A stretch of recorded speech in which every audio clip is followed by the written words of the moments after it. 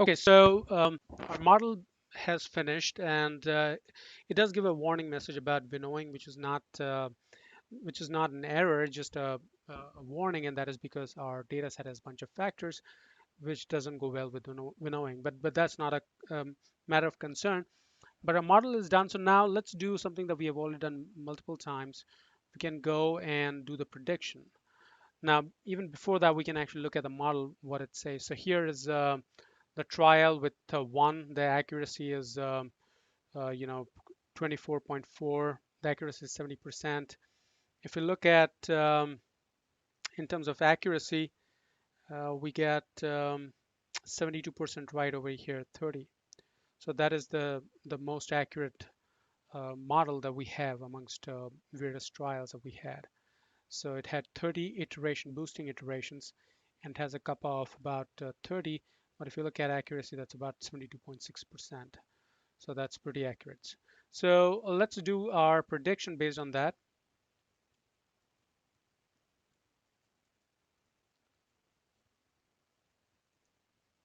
So that is a predict, and now let's do the table just to summarize how our predictions look like. So here we got 45, 36. So that is 36 plus 45, and you divide it by 250. That was the total number of.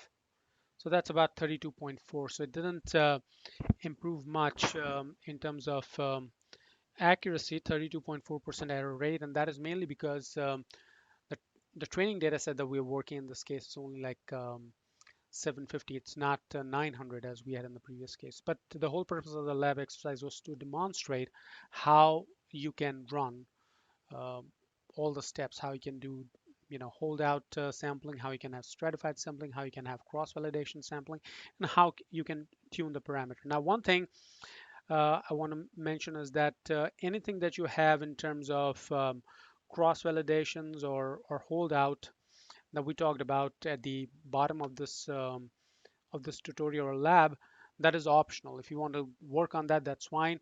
But in terms of homework, I'm only looking for anything that is above holdout section. So let me just see where the holdout section is.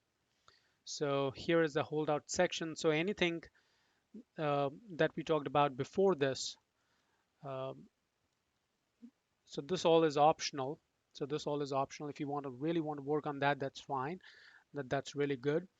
But for homework, all you have to do is to do all these steps from here, from the starting to the one where I create the ROC curve. So all I'm looking for in homework is ROC curve, not everything.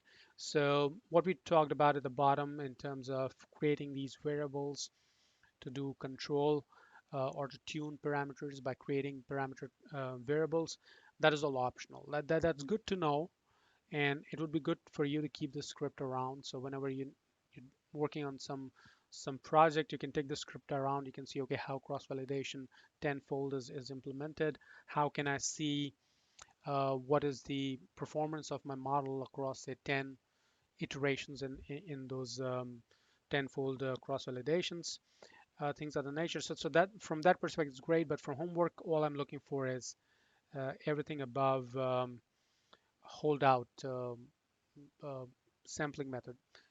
Everything only up to where we create the ROC curve. So thanks.